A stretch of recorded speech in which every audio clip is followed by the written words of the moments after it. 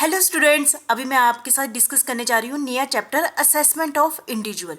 जैसा कि मेनली हमने 99% इनकम टैक्स में इंडिविजुअल की इनकम कैसे कैलकुलेट करनी है वो हमने डिस्कस कर लिया है। एक फाइनल आपको आउटलाइन दे रही हूँ एक टाइप से असेसमेंट ऑफ इंडिविजुअल की कैसे निकालनी है, इंडिविजुअल की असेसमेंट ऑफ इंडिविजुअल्स। ठीक है, ये आपको एक चैप्टर दिया गया है। ठीक है, इसको हम आपके साथ डिस्कस करेंगे। एक टाइप से रिवीजन ही है जो अभी तक हमने आज तक किया है। ठीक है, अकॉर्डिंग टू सेक्शन 4, जैसे कि हमने सेक्शन 4 पढ़ लिया था, इनकम टैक्स एक्ट 1961 हमने किया था, जैसे उसमें सेक्शन किया था। उसके साथ हमने कौन सा सेक्शन किया था? सेक्शन 2 सबसेक्शन 31, है ना। तो उसमें क्या प्रोवाइड किया गया था? Different units of assessment. काफ़ी टाइप के यूनिट्स होते हैं, मतलब कहने का मतलब है कि असेसी कौन कौन है, कि कौन टैक्स दे सकता है। यूनिट्स का यहाँ पर मेरे कहने का मतलब है किसकी इनकम पर टैक्स लगेगा और कौन टैक्स देगा, उसकी बात है। तो आप सभी को पता है कि कौन टैक्स देता है, जैसा कि स्क्रीन पर टाइप किया हुआ है। इंडिविजुअल है, हिंदू अंडर फैमिली है, फर्म है, association of person, local authority, company, artificial judicial person. ये सारे एक ऐसे पर्सन है, जैसे मैंने 7 पॉइंट आपके सामने टाइप किए हुए हैं, यूनिट्स टाइप किए हुए हैं। इनको अपनी इनकम पर क्या देना पड़ता है? टैक्स देना पड़ता है। ठीक है, और इंडिविजुअल में इंक्लूड क्या होते हैं? मेल फीमेल, इसमें कोई कंसेप्ट ही नहीं है, दोनों ही। Every individual is poured to pay tax. हर एक पर्सन को, इंडिविजुअल को अपनी इनकम पर, ठीक है, अपने रेट के हिसाब से, जो कि इनकम टैक्स एक्ट 1960 में डिसाइड किया होगा, असेसमेंट ईयर में क्या देना पड़ता है? टैक्स देना पड़ता है। ठीक है, ये आपको पता ही है। इन एडिशन अकेले उसको अपनी इनकम पर जो उसने रिसीव की है उस पर देना पड़ता है, और इन सम अदर कैपेसिटी, यदि उसने और ढंग से भी पैसे कमाए हैं उसको क्या देना पड़ता है? टैक्स देना पड़ता है। तो sum income received by other person are to be included in his total income. आपको मैंने ये भी टॉपिक कराया है कि एक तो उसने अपनी इनकम पर भी देना है टैक्स, यदि दूसरों की कुछ ऐसे कंसेप्ट भी थे जहाँ पर दूसरों की इनकम को भी अपनी इनकम में ऐड करके क्या दिया जाता है? टैक्स दिया जाता है। ये टॉपिक हमने कर लिया हुआ है। It is important to note that no special formality are required to fulfil. कोई भी स्पेशल फॉर्मेलिटी की जरूरत नहीं है to claim status of individual for assessment purpose. And individual में इनकम आपको पता ही है कि एक इंडिविजुअल की 5 हेड से इनकम हो सकती है maximum. Income from head salary से हो सकती है, हाउस प्रॉपर्टी से हो सकती है, बिजनेस एंड प्रोफेशन से हो सकती है, कैपिटल गेन से हो सकती है, अदर सोर्सेज से भी हो सकती है। 5 हेड से भी इनकम हो सकती है। हो सकता है एक ही हेड से उसको इनकम हो रही हो सकता है 2 से हो रही है, 3 से हो रही है। मैक्सिमम उसको कितने हेड से जो खुद से कमा कर होती है? 5 हेड के अंदर होती है, जैसे कि आप स्क्रीन पर देख ही रहे हैं। ठीक है, इनको हमने डिटेल में वैसे भी कर लिया हुआ है। ठीक है, तो यहाँ पर मेरे कहने का मतलब है कि एक पर्सन है उसको अपने इन 5 हेड की इनकम प्लस और भी इनकम जो वो दूसरी जगह से, दूसरी इंस्टीट्यूशन से कमाता है, वो भी इनकम ऐड करके उस पर उसको क्या देना पड़ता है? टैक्स देना पड़ता है। कहाँ से कमाता है? तो ये मैं आपके साथ नेक्स्ट स्लाइड में डिस्कस करने जा रही हूँ। ठीक है, tax treatment of income received from different institution. एक तो इंडिविजुअल को अपने 5 हेड, जो मैंने पिछली स्लाइड में आपके साथ डिस्कस किया, 5 हेड से जो इनकम होती है वो लिख ली, और डिफरेंट इंस्टीट्यूशन से भी उसको इनकम हो रही है, उसकी भी ट्रीटमेंट कैसी होगी ये हम एक एक करके डिस्कस करते हैं। जैसे कि पहले आप देख रहे हैं, as a member of Hindu divide family, एक ऐसा इंडिविजुअल है जो कि वो इनकम कमा रहा है, 5 हेड से कमा रहा है, जैसे 5 सैलरी से कमा रहा है, हाउस प्रॉपर्टी, या फिर 5 में से 2 में कमा रहा है, वो इनकम आ गई as sum receive by individual as a. और दूसरी इनकम उसको कहाँ से हो रही है? यदि वो किसी हिंदू डिवाइड फैमिली का मेंबर है और उस फैमिली से वो फैमिली, हिंदू डिवाइड फैमिली का क्या चला हुआ है? बिजनेस चला हुआ है, वहाँ से उसको इनकम मिल रही है, वो income, family income is not included in total income, उसकी इनकम में इंक्लूड नहीं होती है, because the share of the income received from the Hindu divide family is exempted in the hand of such individual. हमारा act क्या कहता है? यदि मेंबर को हिंदू डिवाइड फैमिली से कोई भी इनकम मिलती है वो उसकी इनकम में ऐड नहीं होगी। ठीक है, तो क्यों नहीं होगी? क्योंकि हिंदू वाली फैमिली ने भी क्या दिया होगा? टैक्स दिया होगा। The family may not have पे टैक्स ऑन दैट इनकम। हो सकता है जो उसकी लिमिट है हिंदू वाली फैमिली की, उसने टैक्स उस पर दिया हो या नहीं दिया हो। कौन से सेक्शन के अंडर? सेक्शन 10(2) के अकॉर्डिंग। ठीक है, ये आपको पता है। मतलब इस पैराग्राफ में मैंने आपको कहा कि यदि किसी भी हिंदू वाली फैमिली के मेंबर को फैमिली से जो भी इनकम मिलती है, चाहे हिंदू वाली फैमिली ने उस पर टैक्स दिया है या नहीं दिया है, उसको उसकी इनकम में ऐड नहीं करना है अकॉर्डिंग टू सेक्शन 10(2) के अकॉर्डिंग। आगे मैं क्या कर रही हूँ आपके साथ? If the member earn his own income, यदि मेंबर अपने जैसे पर्सनल कोई सैलरी कमा रहा है या फिर वो बिजनेस कर रहा है, इनकम कमा रहा है, beside being the member of Hindu family he will pay tax on his own earn income. वो अपनी इनकम पर क्या दे रहा है, टैक्स दे रहा है। मैं इसकी बात नहीं कर रही हूँ इंडिविजुअल फैमिली की इनकम की, ठीक है। और आगे क्या कहता है, सेक्शन 64(2) क्या कहता है, where an individual convert his individual property, ये भी टॉपिक मैंने आपको डिटेल में कराया है, यदि वो अपनी प्रॉपर्टी, इंडिविजुअल प्रॉपर्टी, एक तो ना इंडिविजुअल फैमिली की प्रॉपर्टी है, एक उसकी personal property, individual property, into the common pool of individual family, वो हम अपनी फैमिली को दे देता है, फैमिली बिजनेस में देता है अपनी इंडिविजुअल प्रॉपर्टी, और विच ही इज ए मेंबर, जिसमें वो क्या है, मेंबर है।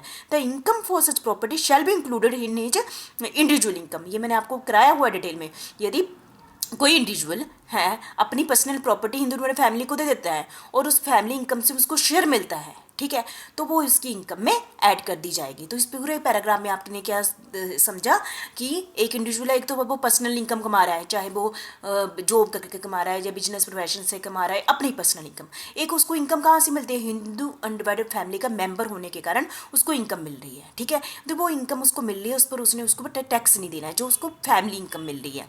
लेकिन यदि उसने अपनी लास्ट लाइन में मैंने कहा सेक्शन 64(2) क्या कहता है, यदि उसने फैमिली में अपनी पर्सनल प्रॉपर्टी दे दी है, उस प्रॉपर्टी से क्या हो रही है, इनकम हो रही है उस बिजनेस में, तो उस इनकम को उसकी इनकम में क्या कर दिया जाएगा, ऐड कर दिया जाएगा, मतलब कि उसने उस पर क्या देना है, टैक्स देना है। तो मुझे लगता है ये स्लाइड आप अच्छे से समझ गए होंगे, ठीक है। नेक्स्ट है हमारी income received as share from AOP, ठीक है। आप सभी को पता है, मैंने डिटेल में पहले भी डिस्कस किया हुआ है, एसोसिएशन ऑफ पर्सन, यदि कोई ऐसा मेंबर है, ऐसे एसएससी है, एक तो वो पर्सनल इनकम पर अपना टैक्स देता है, एक वो उसको कहाँ से शेयर मिलता है, एसोसिएशन ऑफ पर्सन, ठीक है। The share from association of person is treated as following member. सबसे पहले उसकी टोटल इनकम करो, compute total income of AOP, ठीक है, compute total income of AOP. सबसे पहले टोटल इनकम देखनी है उसकी, ठीक है, किसकी, एसोसिएशन ऑफ पर्सन, एक एसोसिएशन की जिसमें वो क्या है, मेंबर है। For computing tax on total income rate to be applied to be determine in the following manner, कैसे कैलकुलेट करनी है ये मैं आपके साथ डिस्कस करने जा रही हूँ। For determining rate of tax, कौन से रेट टैक्स लगेगा, the individual income of each member और partner is to be taken into the account as under, ऐसे कैलकुलेट करनी है जो मैं अभी डिस्कस करी हूँ। इफ इंडिविजुअल इनकम, यदि जैसे मैं ही हूँ, मैं एओपी का मेंबर हूँ, यदि मेरी individual income of all the partner member does not exceed, यदि सभी की इंडिविजुअल इनकम 2.5 लाख से ज़्यादा नहीं हो रही है, यदि वो सीनियर सिटीजन है उसकी 3 लाख से ज़्यादा नहीं हो रही है, यदि रेजिडेंट है, सुपर सीनियर सिटीजन है, 5 लाख से ज़्यादा नहीं है, ठीक है, इस केस में, और AOP shall pay tax at the rate applicable to an individual. तो एसोसिएशन ऑफ जो पर्सन है वो कौन सा टैक्स रेट देता है, जो कि एक इंडिविजुअल पर लागू होता है, जो सिंपल एक इंडिविजुअल पर लागू होता है ना, वो लागू होता है। पर यहाँ कंडीशन क्या है कि मेंबर का जो शेयर है वो 2.5 लाख, जो अलग अलग पर्सन की अलग अलग लिमिटेशन है ना एग्जम्पशन की, 2.5 लाख, 3 लाख, 5 लाख, उसके अंदर है, तब association of person shall pay tax at the rate applicable to an individual, ठीक है, आप समझ गए होंगे। दूसरा पॉइंट है हमारा share from such AOP is fully added in the individual income, जैसे कि उसकी एक तो खुद की पर्सनल इनकम आ गई, एक उसको कहाँ से शेयर मिल रहा है, एसोसिएशन ऑफ पर्सन से जो भी इनकम मिली उसको ऐड कर दो, ईच पार्टनर है ना, 2 जगह से अपनी टोटल इनकम ऐड कर दी, is fully taxable again as partner individual income, क्या है, is fully taxable again as partner individual income, ठीक है। दूसरा पॉइंट भी आपको क्लियर हो गया। तीसरा पॉइंट है out of the tax a rebate tax on share from AOP is allowed at the average rate, ये हमने पिछले चैप्टर में कर लिया। Average rate is total tax, जो मैंने अभी यहाँ पर टाइप किया हुआ है, total tax divided by total income multiply by 100, ठीक है। इससे आगे no rebate of tax if total income of such AOP does not exceed, कोई भी रिबेट नहीं दी जाएगी यदि एओपी की जो इनकम है 2.5 लाख से ज़्यादा है, ठीक है। ये सारी आपको बातें याद रखनी है, ठीक है, इसमें तो मैं भी कुछ भी नहीं याद दिला सकती है, जो बुक में इनकम टैक्स एक्ट 1961 में लिखा हुआ है वही मैं पढ़ रही हूँ, आपको इस सभी पॉइंट्स क्या करने हैं, याद रखने हैं। तो पहला एक पॉइंट आपका क्लियर हो गया जो मैंने आपको क्या कहा, ठीक है।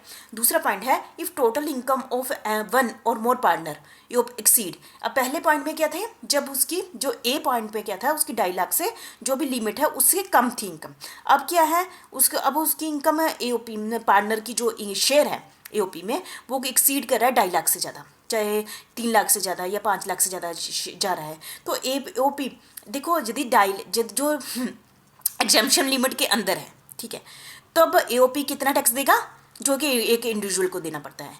यदि एओपी से यदि 2.5 लाख से ज़्यादा, 3 लाख से ज़्यादा या 5 लाख से ज़्यादा है, तो एओपी कितना टैक्स देगा, 30% on whole of the total income, उसकी जो टोटल इनकम बनेगी ना उसका 30% देना पड़ेगा। देखो ए और बी का कहने का मतलब है, जो ए में क्या कहा, यदि 2.5 लाख से कम है तब एओपी कितना टैक्स देगा, जो कि एक इंडिविजुअल पर लगता है, जो भी टैक्स रेट होंगे।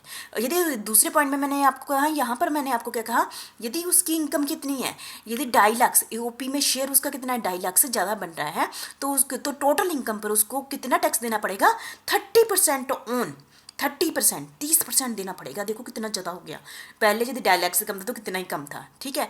Share from such AOP shall be fully exempted while calculating individual income of the partner are not allowed any rebate under section 86। हमने पिछले चैप्टर में कर लिया ना, दिस हैज मतलब कि ये चैप्टर में हमें लिमिट कर लिया, तो ठीक है। सेकंड पॉइंट आपको क्लियर हो गया, ये स्लाइड में income received as share from AOP. पिछले में हमने क्या कहा था, हिंदू फैमिली से जो भी इनकम मिलती है वो ऐड नहीं होगी। यहाँ पर कहा यदि तो 2.5 लाख से कम है तो उसकी जो टैक्स देना पड़ेगा वो एज ए इंडिविजुअल इनकम पर होगा।